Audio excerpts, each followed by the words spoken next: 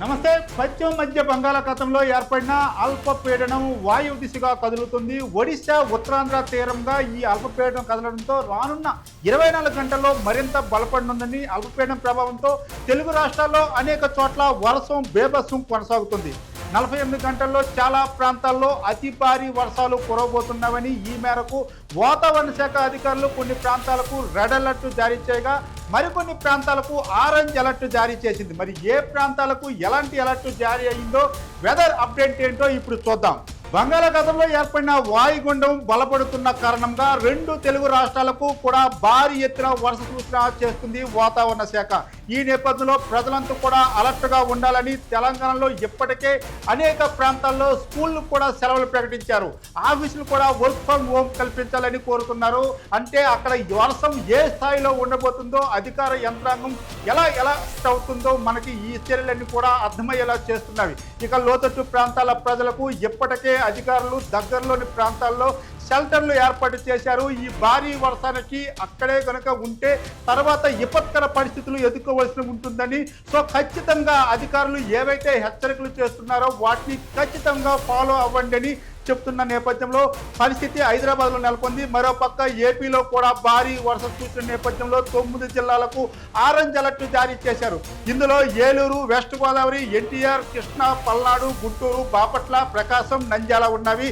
నిన్న అర్ధరాత్రి ఈ జిల్లాల్లో కురిసిన వర్షాలకు ఇప్పటికే వాగులు వంగులు పొంగుతున్న నేపథ్యంలో, అంతేకాకుండా రోడ్లపై వర్షం నీరు రావడంతో కాజా లాంటి టోల్ గేట్ల వద్ద కూడా వాహనదారులు మరియు టోల్ గేట్లోనికి వాటర్ పోవడంతో కమ్యూనికేషన్ వ్యవస్థ కూడా పూర్తిగా దెబ్బతింది.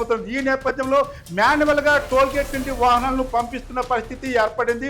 మరో 3 రోజుల పాటు భారీ వర్షాలు కురవడంతో ప్రజలు అలర్ట్గా ఉండాలని అధికారులు సూచిస్తున్నారు. రాష్ట్రంలో ప్రస్తుత పరిస్థితులపై మా ప్రతినిధి దుర్గా ప్రసాద్ మరింత సమాచారం అందిస్తారు. దుర్గా ప్రసాద్, అసలు రాష్ట్రంలో ఏ విధంగా ఉండబోతుంది, ఏ జిల్లాలకు సంబంధించి అలర్ట్ జారీ చేశారో ఒకసారి చెప్పండి. ఉపరితల ఆవర్తనం ప్రభావంతో దక్షిణ కోస్తా, రాయలసీమ జిల్లాల్లో పలు చోట్ల భారీ వర్షాలు కురుస్తున్నాయి. మంగళవారం ప్రకాశం జిల్లా మద్దిపాడులో అత్యధికంగా 9.3 సెంటీమీటర్ల వర్షపాతం నమోదైంది. కాకినాడ జిల్లా కోటనందూరులో 7.6, సామర్లకోటలో 7.2, అల్లూరు సీతారామరాజు జిల్లాలో 6.8, ప్రకాశం జిల్లా కొత్తపట్నంలో 5.9 సెంటీమీటర్ల వర్షపాతం నమోదైంది. వాయు బంగాళాఖాతంలో ఈరోజు అంటే 13వ తేదీన అల్పపీడనం ఏర్పడే అవకాశం ఉందని వాతావరణ శాఖ తెలిపింది. దీని ప్రభావంతో వచ్చే 2 రోజులు కోస్తాంధ్రలో పలు చోట్ల భారీ వర్షాలు కురుస్తాయని పేర్కొంది. గంటకు 40 నుంచి 50 కిలోమీటర్ల వేగంతో ఈదురుగాలు వీచే అవకాశం ఉంది. ఇక శనివారం వరకు మత్స్యకారులు సముద్రంలో వేటకు వెళ్లకూడదని హెచ్చరించింది. పిడుగులతో కూడిన వర్షాల నేపథ్యంలో ప్రజలు చెట్ల కింద, శిథిలావస్థలో ఉన్నటువంటి భవనాలు, హోర్డింగుల వద్ద ఉండవద్దని విపత్తుల నిర్వహణ సంస్థ సూచించింది. ఇప్పటికే ప్రభావిత జిల్లాల అధికార యంత్రాంగాన్ని అప్రమత్తం చేశారు. బుధవారం పశ్చిమ గోదావరి, ఏలూరు, కృష్ణా, ఎన్టీఆర్, గుంటూరు, బాపట్ల, పల్నాడు, ప్రకాశం జిల్లాల్లో పలు చోట్ల భారీ వర్షాలు కురిసే అవకాశం ఉందన్నారు. శ్రీకాకుళం, విజయనగరం, పార్వతీపురం, మన్యం, తూర్పుగోదావరి, నంద్యాల జిల్లాల్లో కొన్ని చోట్ల మోస్తరు నుంచి భారీ వర్షాలు కురుస్తాయి. మిగతా జిల్లాల్లో అక్కడక్కడ తేలికపాటి వర్షాలు పడే అవకాశం ఉందన్నారు. ఇదిలా ఉంటే ఆంధ్రప్రదేశ్లోని ఈరోజు అల్పపీడనం ప్రభావంతో కొన్ని జిల్లాలను ఆరెంజ్ జోన్, ఎల్లో జోన్లుగా విభజించారు.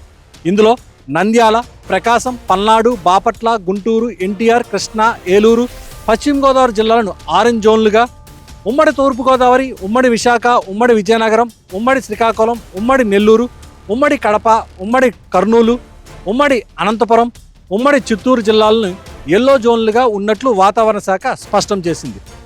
Thank you Durga Prasad. మరొకసారి మీ దగ్గరికి వచ్చే ప్రయత్నం చేస్తాం. ఇప్పటికే వాతావరణ శాఖ హెచ్చరికల నేపథ్యంలో ముఖ్యమంత్రి చంద్రబాబు నాయుడు సంబంధిత మంత్రులు, అధికారులతో అత్యవసర సమావేశం కూడా నిర్వహించారు. ఈ నేపథ్యంలో గతంలో జరిగిన అనుభవాలను దృష్టిలో పెట్టుకొని ఎప్పటికప్పుడు అధికారులు ప్రజలకు అందుబాటులో ఉండాలని, లోతట్టు ప్రాంతంలో ఉన్న ప్రజలు సురక్షిత ప్రాంతాలకు తరలించాలని ఆదేశాలు కూడా జారీ చేశారు.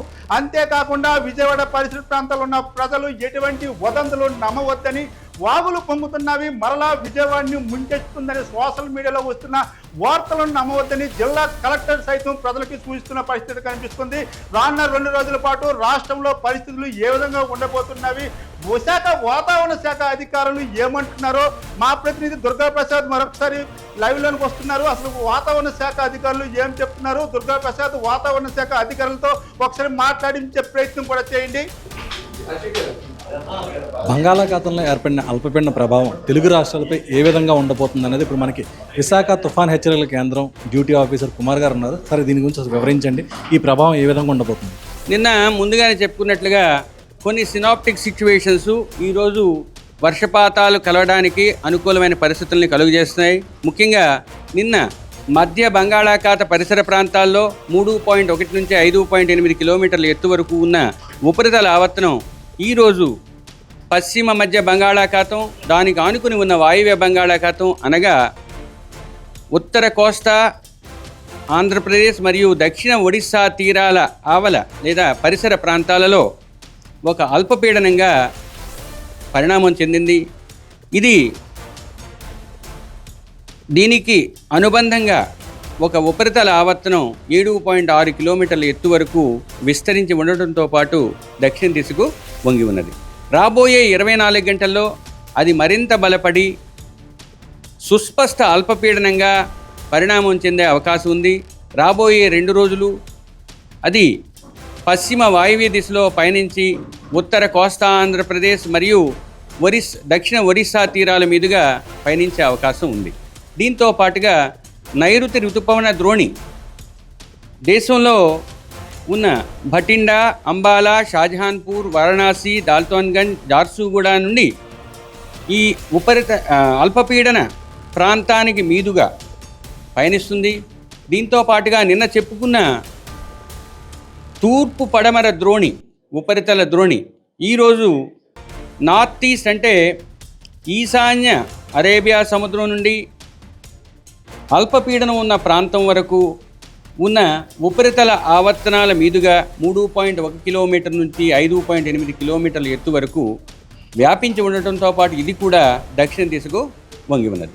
దీనితో పాటుగా ఈ 3 వ్యవస్థలకు అనుబంధంగా ఒక ఉపరితల ద్రోణి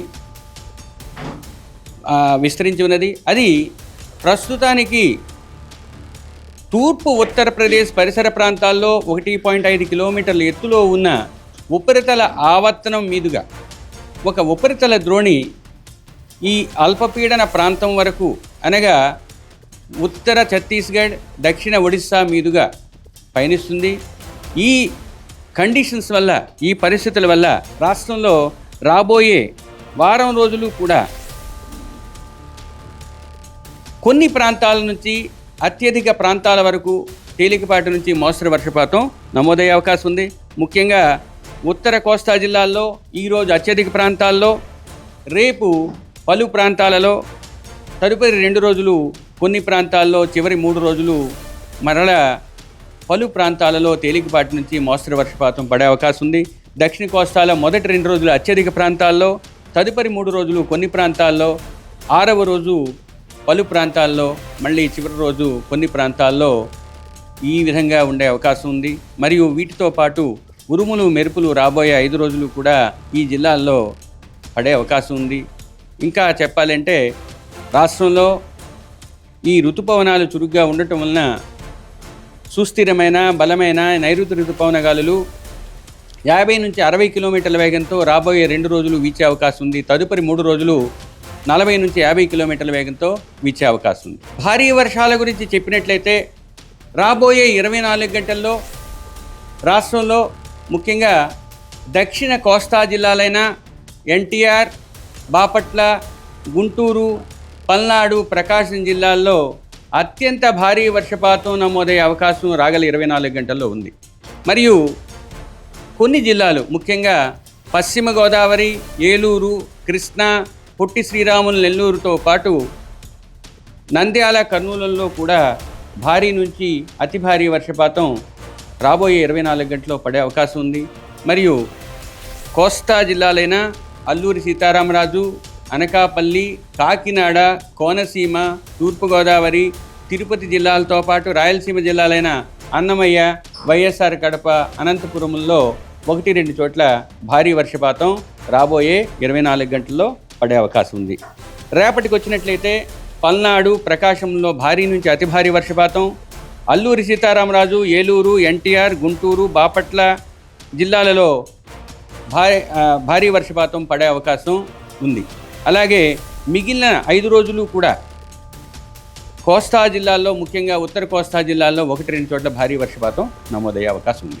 హెచ్చరికలు ఏమైనా జారీ చేశారు? హెచ్చరికలు నిజంగా ఈ పరిస్థితుల వల్ల రాష్ట్రంలో రాబోయే 48 గంటలు కూడా తీరం వెంబడి, ముఖ్యంగా ఉత్తర కోస్తా తీరం, యానాం మరియు దానికి ఆనుకుని ఉన్న దక్షిణ కోస్తా తీరం వెంబడి మరియు ఆవల కూడా 40 నుంచి 50 కిలోమీటర్లు, గరిష్టంగా 60 కిలోమీటర్ల వేగంతో ఈదురుగాలు వీచే అవకాశం మొదటి 2 రోజులు ఉంది. తదుపరి 2 రోజులు అంటే 3వ, 4వ రోజుల్లో కోస్తా తీరం అంతా 40 నుంచి 50 గరిష్టంగా 60 కిలోమీటర్ల వేగంతో ఈదురుగాలు వీచే అవకాశం ఉంది. 5వ రోజు తీరం ఆవల, ముఖ్యంగా ఉత్తర కోస్తా తీరం ఆవల అటువంటి పరిస్థితి ఉండటం వలన మత్స్యకారులు రాబోయే 5 రోజులు కూడా కోస్తా తీరం వెంబడి లేదా తీరం ఆవల కూడా చేపలు పట్టడానికి వెళ్లకుండా ఉండాల్సిందిగా హెచ్చరికలు జారీ చేశారు. గడిచిన 24 గంటల్లో ముఖ్యంగా గుంటూరు జిల్లా మంగళగిరిలో 20 సెంటీమీటర్ల రెయిన్ఫాల్ నమోదైంది. మిగతా ఒక 10-15 ప్రాంతాల్లో భారీ వర్షపాతం కూడా నమోదైంది. రాగల 48 గంటలు కూడా ఉత్తర, దక్షిణ కోస్తా ప్రజలు అప్రమత్తంగా ఉండాలని చెప్పి సూచనలు ఇప్పటికే జారీ చేయడం జరిగింది. అలాగే మత్స్యకారులు కూడా వేటకు 6 రోజుల పాటు వెళ్ళకూడదని కూడా హెచ్చరికలు జారీ చేశారు. కనుక ప్రజలు అప్రమత్తంగా ఉండాలని వాతావరణ శాఖ సూచిస్తుంది. Power to studio. Thank you Durga Prasad. విన్నారు కదా, గత కొన్ని రోజులుగా వర్షాలు లేక రైతులు కూడా చాలా ఇబ్బందులు పడుతున్న ఈ నేపథ్యంలో ఈ వర్షాలు అనేవి రైతులకి కొంత సంతోషాన్ని కలిగించే పరిస్థితి అయితే కనిపిస్తుంది. అంతేకాకుండా సుదీర్ఘమైన సముద్ర తీరం ఉన్న ఉత్తరాంధ్ర పరిసర జిల్లాల్లో చేపల వేటకి మత్స్యకారులు వెళ్ళకూడదని ఇప్పటికే అధికారులు అయితే జారీ చేశారు ఆదేశాలు. అయితే ఈ నేపథ్యంలో చూసుకుంటే 50 నుండి 60 కిలోమీటర్ల వేగంతో ఈదురుగాలు కూడా వీస్తాయి. అంతేకాకుండా పిడుగులు పడే అవకాశాలు కూడా ఉన్నవి. కాబట్టి పని లేనిదే అత్యవసర పరిస్థితుల్లో మాత్రమే బయటికి రావాలని, లేదనుకుంటే ఇళ్లల్లోనే ఉండాలని ఇప్పటికే అధికారులు అయితే ఆదేశాలు జారీ చేశారు. 2 తెలుగు రాష్ట్రాల్లో భారీగా కురుస్తున్న వర్షాలపై ఎప్పటికప్పుడు 2 రాష్ట్రాల ముఖ్యమంత్రులు కూడా అధికారులతో మాట్లాడుతున్నారు. పరిస్థితిపై క్షుణ్ణంగా గమనిస్తున్న పరిస్థితి అయితే కనిపిస్తుంది. అవసరమైతే హెలికాప్టర్ను కూడా రంగంలో దించడానికి తెలంగాణ ప్రభుత్వం ఇప్పటికే సిద్ధంగా ఉందనే సంకేతాలు కూడా ఇచ్చింది. మరి ఈ నేపథ్యంలో ఆంధ్రాకు సంబంధించి అమరావతి, గుంటూరు, కృష్ణా, పల్నాడు జిల్లాలకు సంబంధించి ప్రజలను కూడా అధికారులు అప్రమత్తం చేస్తున్న పరిస్థితి కనిపిస్తుంది. ఏదేదైనప్పటికి కూడా రానున్న 2 రోజుల్లో కూడా భారీ వర్షాలు కురిసే నేపథ్యంలో అధికారులు కూడా అలర్ట్ గా ఉన్న పరిస్థితి కనిపిస్తుంది. అయితే ఉత్తరాంధ్రకు సంబంధించి, అదేవిధంగా ఆంధ్రాకు సంబంధించి కూడా కొన్ని జిల్లాల్లో భారీ నుంచి అతి భారీ వర్షాలు పడే అవకాశాలు కూడా కనిపిస్తున్నవి. ఈ నేపథ్యంలో 2 రోజులు కూడా ప్రజలు సురక్షితమైన ప్రాంతాల్లోనూ ఉండాలని అధికారులు అయితే స్పష్టమైన ఆదేశాలు ఇప్పటికే జారీ చేశారు. ఎప్పటికప్పుడు వెదర్ అప్డేట్ కోసం చూస్తున్నామండి QTV మీడియా.